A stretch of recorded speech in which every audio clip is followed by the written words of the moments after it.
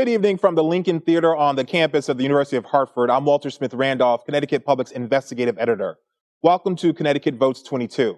Tonight was supposed to be the debate between the two candidates for Connecticut Secretary of the State. However, due to unforeseen circumstances, tonight's debate has been canceled, and we are working to reschedule what promised to be a lively debate. But don't change the channel just yet, because as they say, the show must go on. So tonight we'll be giving you a preview of November's election. I'm joined by an esteemed panel of my colleagues. We have tonight Connecticut Public producer and host, Frankie Graziano. All right. We have the host of the Colin McEnroe Show, Colin McEnroe, and University of Hartford Associate Professor of Political Science, Bilal, Sekou. Good evening, gentlemen. Good evening. Good evening, All right. Walter. So we're going to talk about the issues tonight, but the first thing was we have a little bit of breaking news today, right? So a judge ruled against Bob Stefanowski, who's a Republican candidate for governor, in his effort to keep the independent party from running a candidate. So, Colin, tell us what that means. Well, I mean, first of all, the number you should think about is 25,000 votes. That's what that line was worth to Stefanowski one cycle ago. I think there's maybe a greater significance, too, just in the sense that, first of all, Ned Lamont has 3 lines that he's running on. And the other part of this is, if you think about maybe the Republican positions being a little bit of a problem overall for the ticket in Connecticut, and what I'm thinking of specifically is Leora Levy, who's the Senate nominee, is pretty adamantly anti-abortion, kind of pretty much across the board. And that is a possible generator of turnout among women who are concerned about the Dobbs decision. If you're Stefanowski, you're thinking, well, where could I go to get some votes from people who aren't comfortable voting Democratic this cycle, either because of the national mood and Lindsey Graham's proposal or because of Levy herself? If I were Stefanowski, I would be thinking maybe that independent line is free parking for me, and he doesn't have it anymore. The chairman, this all stems from essentially a close caucus vote and the chairman basically being the tiebreaker. So you have to wonder, like, especially when Republicans are at a disadvantage in Connecticut because there's not as many registered Republican voters, you have to wonder how the campaign and Stefanowski can let something like that happen where you just don't get that line because, as Colin said before, it's so valuable. 25,000 votes in a situation where you're about 300, 400,000 shy in terms of registered voters. Well, it's not altogether clear that he's going to lose 25,000 votes, first of all. I think, the beauty of Fusion is that it gives people an opportunity to vote their conscience and to vote the party that they support. And so if people, though, feel like this is an election that Stefanowski can win, then people may, in fact, pull the lever for the Republican as opposed to pulling the lever or signing the bubble. Pull the lever, I'm going way back. Right. But the idea, of course, is that, this may actually hurt the party because the party needs to get so many votes in order to stay viable. And so if it turns out that people, go to Stefanowski because they think he has a realistic chance of winning this thing, this actually could hurt the party by not having him on that ballot line. Although, Bilal, I think that's a really good point. The other way to look at it, though, is Rob Hodling, the guy who is in that position. Right. Chip Beckett is the running mate. He's a longtime Republican, moderate Republican. So the moderate Republican and possibly the unaffiliated voter, once again, not fully comfortable with some of the GOP's positions right now. They've got a place to go. Right. That's not the GOP. Yeah. And if I were anybody on the Republican ticket, that would make me very nervous. That seems to be an ever-changing kind of position because I think you were kind of alluding to this with what's happening with Stefanowski and his position, particularly on abortion. I was there in the early days of his campaign, or at least the early days after they got the nomination, and the language around abortion seemed to be a bit more tame. I don't know the right word for it, but it seems to have gotten, I guess, more extreme in the last few weeks, especially after Liz Koranowitz left the campaign. So it seems like, specifically around parental notification, Bob Stefanowski's big abortion position is that in Connecticut, the governor does not want parents involved in an abortion decision. So he's been talking a lot about that. But the way he was framing that earlier on in the debate was ask Governor Lamont about abortion and what he thinks. Now he's out and out saying that he doesn't want parents involved in a decision. And we know that, I'm sorry to keep talking here, but we know that parental notification can be a big deal because we're talking about specifically in cases of rape or incest. We're talking about people that are, at least with the Lamont campaign, saying that if you have parental notification, it may force people in those situations to get to eventually not get the abortion because they have to consult their parents. But it's an interesting pivot, because what I wonder about, to what extent, because again, this is, in my mind at least, a way of trying to nationalize this, because these are really a part of the larger national cultural issues, things about education and parental rights and, critical race theory and pulling books out of the library and LGBTQ, books. I mean, all of that, to me, in my mind at least, is nationalizing the race. I'm not sure Connecticut is South Carolina. And so whether those issues play statewide and also resonate with independents, for example, whether you're talking about the senatorial race or the governor's race, I'm not altogether confident that those issues will really play big here enough that it will give an advantage to Levy or give an advantage to Stefanowski running against a Democrat on those kinds of national issues. And we know that parental rights is a campaign issue. It's a big topic. Abortion as well. We saw what happened in Kansas. And so those are some issues that we're going to talk about a little bit later in the show. But let's get to the ballot question that's going to be on the ballot. And it basically says, should the General Assembly provide for early voting? The last time we saw this was in 2014. It was rejected. About 53% said no, 47% said yes.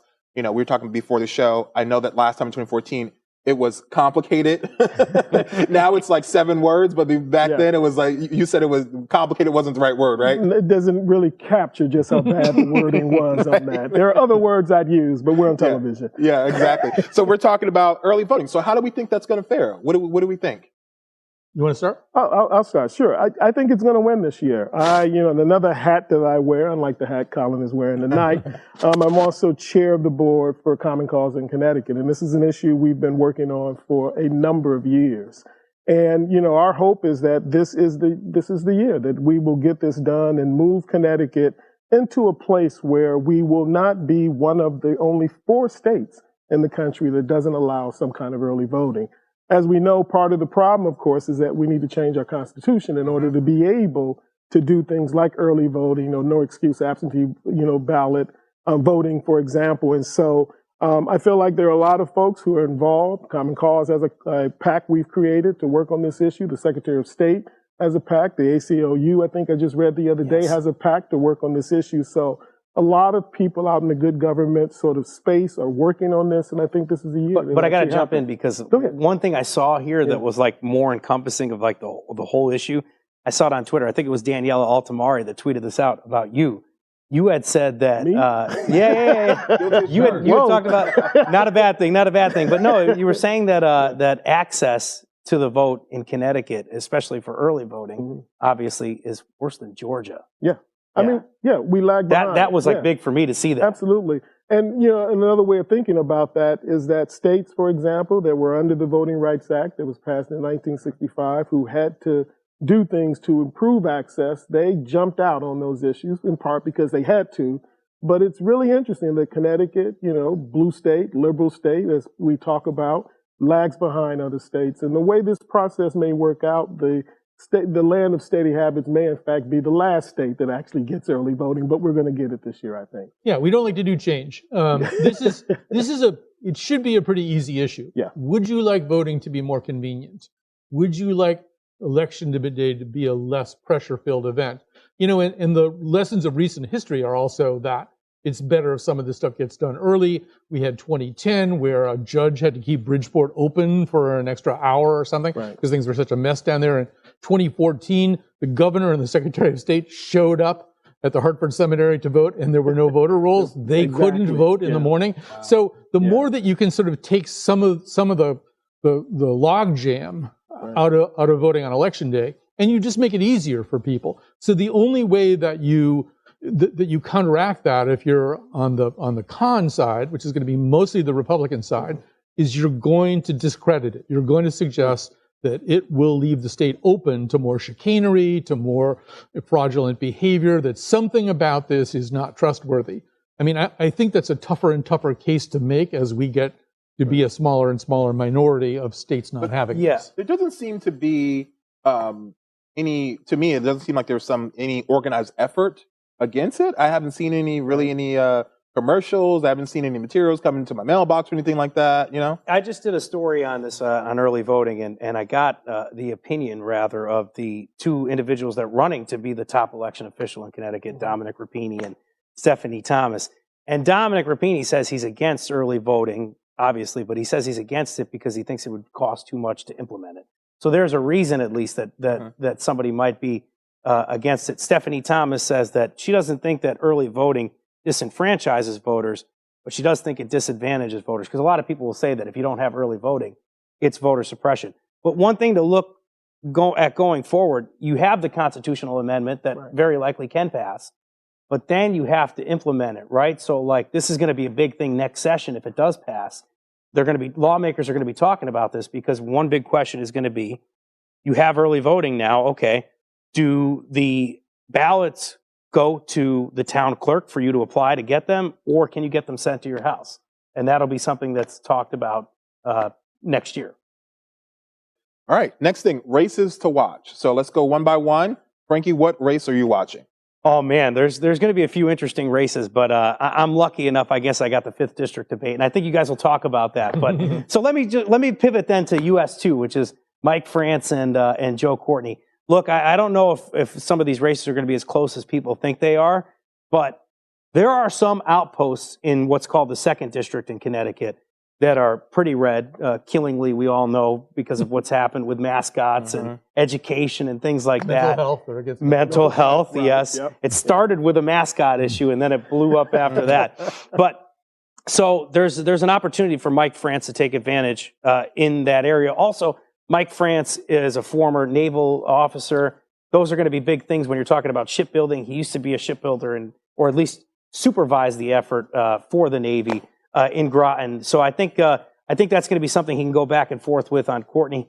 But the rhetoric has been turned up a little bit in that race. He's called Joe Courtney Ukraine, Afghanistan, and Joe Biden's favorite Democrat. So I don't know if the rhetoric is going to be something that's big in a year like this. I don't know if the rhetoric helps to get more votes, especially from unaffiliated voters. I just want to say the 2nd is very weird because, for example, it's been in 2016, it was a big Trump district. It was also in the primaries, a big Bernie district. So there's a strong streak of independence in the form of either high progressivism or high conservatism, not maybe quite as much as of a middle. Joe Courtney has won, I believe, 7 straight elections. And that gives you a kind of imperviousness at a certain point. To get somebody like that out, you've got to have everything go right. You probably need a red wave, which I don't think you're getting this time. You need a really strong challenger. I don't see that in France so much. And then you kind of need your incumbent to make a mistake. He's got to have like a major vulnerability.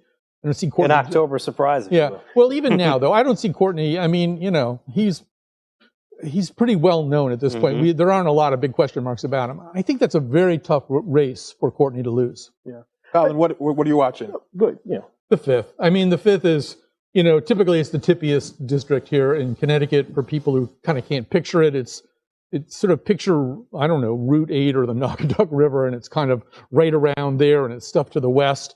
It's actually kind of it's a merger of, there used to be a 6th district, so it's a merged district.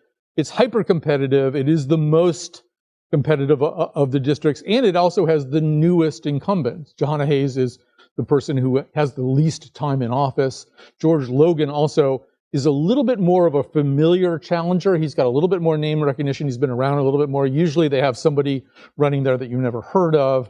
I could see that being, if it's just a tight night in Connecticut and you're not seeing these huge landslide victories for Lamont and Blumenthal and everybody else, that's the race. I actually think the networks are going to be looking at that race on election night. I think that's going to attract national attention as a House seat the Democrats could, not saying would, but could lose. So we'll see everybody with the big boards looking at that race. I've seen a lot of Logan Johanna Hayes commercials. Yeah. I was watching NBC 30 the other night. I said the same thing. All the time, every single commercial break. And some of it's outside. It's like DCC is putting a lot of money into that race too. To me, that's the most fascinating aspect of the races that are going in Connecticut is, one, the ads are really negative. And so we're seeing some very negative ads. 2, a lot of outside money, which is coming into the state. And so someone senses that these Democrats are vulnerable. At least they want to make a race in the state. And so they're putting money into the races. My understanding is Hayes is out fundraised Logan by a large amount. And so, which is really surprising just how close that race to some polls is showing. But for me, I'm a big fan of the Senate. I think, you know, and which is odd if, you know, if my students are talking, if I'm talking about the Senate to my students, I talk about just how bad it is for democracy, the Senate in terms of as an institution.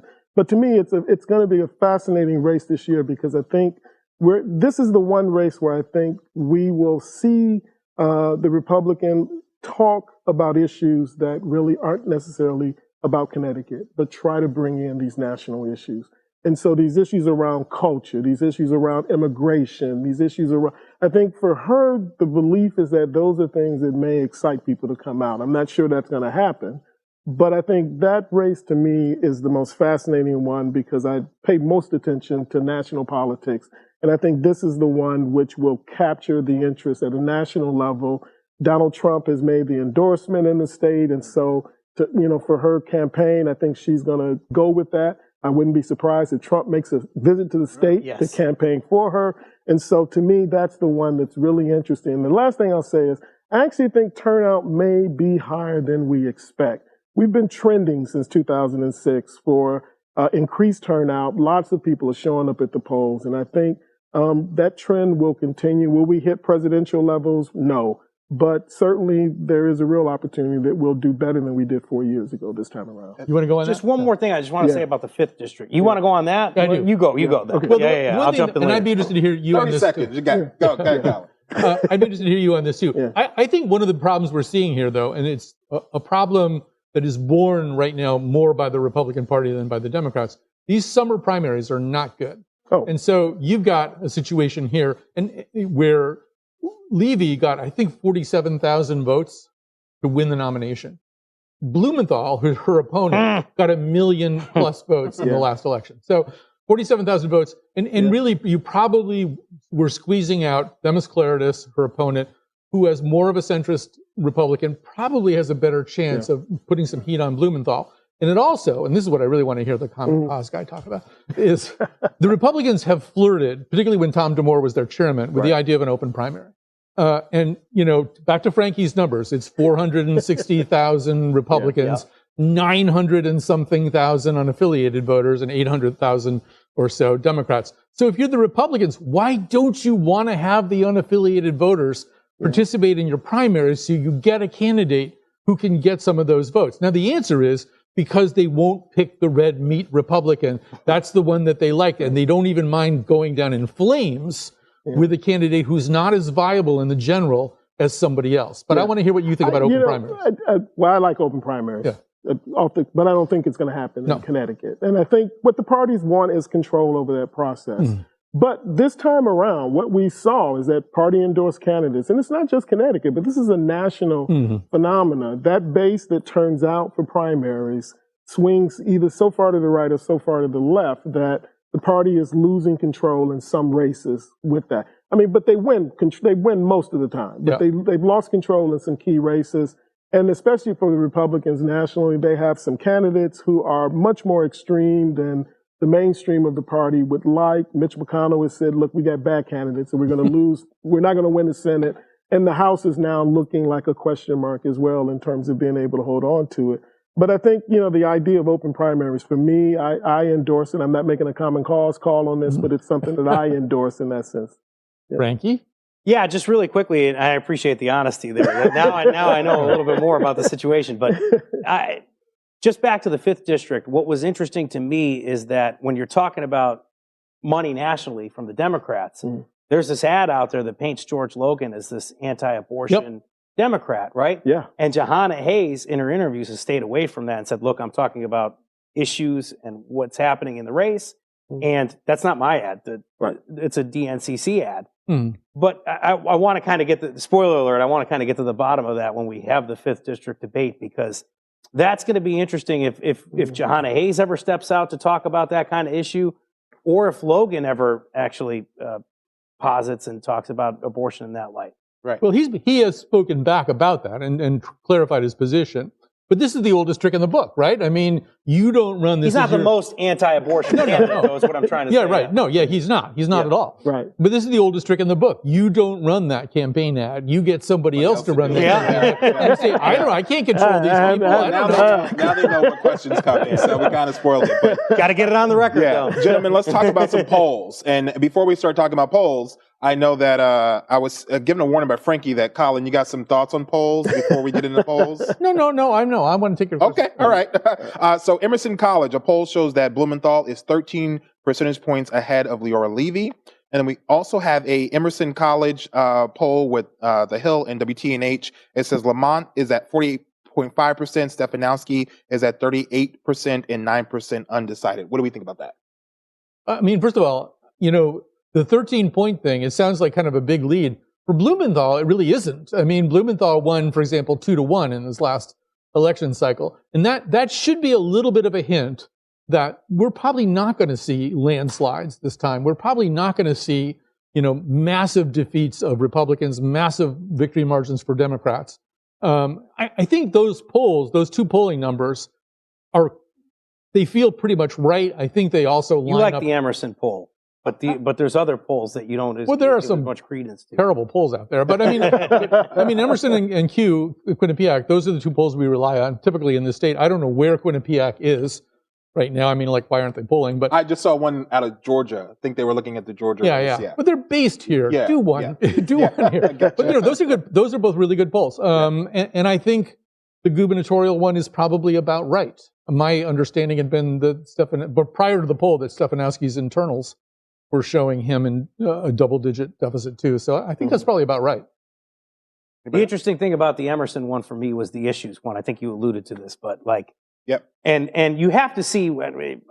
I'm always reticent to talk about the numbers until people actually come out and vote, because at least in this poll, the biggest issue that people were voting on that are being surveyed in this poll is 40% on the economy. Yeah, the top one is a 40% economy, and then the next one is 14% threats to democracy. You see that disparity? There's a huge disparity. Economy, it's inflation, it's gas prices. We've seen Stefanowski talk about gas prices and diesel, and even the Johanna Hayes ad, we talk about the economy as well. So you think about it, though, abortion is a big issue. Yep. Threats to democracy are a big issue. You would think that people would come out for, especially the majority in the state, but it's not a big issue in that poll. We're running out of time, so final thoughts. Okay. I think it's a great election year. It's a great year to be teaching campaigns and elections here at the University of Hartford, if I can put that plug in for myself. And I think these races are going to be a lot closer than what we anticipate. And I think it will say a lot about, this sort of continuing trend that voters are frustrated with leadership and are willing to challenge even incumbents who have been in for decades to really get their attention and say, hey, we need to deal with issues like the economy, for example. Colin, one thing that hasn't been mentioned tonight that I think is something Democrats will have to reckon with going down the line. Blumenthal, I assume this is his last cycle. John Larson, I think, was elected in 1998. Yep. Joe Courtney has just won 7 elections. Himes has won 6 elections. It's Rosa DeLauro, I think during the Ice Age, she got elected here. I mean, at some point, they are going to have to bring in some fresh blood, and they're going to have to not rely on kind of people who've been there a long time. But the statewide offices for the Democratic Party, quite diverse, and new blood, and so that at least if we had more time, I would watch the incumbents. It's very hard to beat an incumbent at all, but in Connecticut particularly. Yeah. Okay. All right. Thank you for watching tonight. Our debate series, in conjunction with the League of Women Voters of Connecticut, will continue on Tuesday, October 4th. That debate will be between the candidates for the U.S. House of Representatives 2nd Congressional District. Catherine Shin will be your host live from Eastern Connecticut State University. If you have a question you'd like to ask the candidates, head to ctpublic.org/vote and click on Connecticut Votes 22. For Frankie, Colin, and Bilal and the team here at Connecticut Public, thank you so much for watching. I'm Walter Smith-Randolph. Have a great evening. All right, looks like we got another minute. Any last thoughts? Got 1 minute. Well, first of all, thank you, Walter. You did such a great job. Exactly. At short notice, I will say. We put this together in 4 hours? and you kept us all under control, which is a good thing. Absolutely. I want to talk to you after I'll just quickly say, being governor is really hard. And people come up to you and yell at you all the time. Being a U.S. Senator is like living in Disneyland and your name is Mickey. And that's why they stay a long time, because it's so easy to be in Washington. We got that US2 race shaping out on October 11th, or excuse me, October 4th. That's our next one. Yep. Stay tuned afterwards. We're going to have a post show after. Yes, you'll be doing the post show after yeah. all of the debates. And which one is yours? US 5. That's on October 20. US 5. Okay. Sizzling. Rumble. That's hot. It won't be hot for me. I'll be in that. Well, it will be hot. It'll be too hot for me. I'll be in that moderate. Yep. Well, when this is rescheduled, remember, University of Hartford, Lincoln Theater. Bring it That's back. right. We're going to try to. Professor. Thanks so much, everyone. You have a great evening.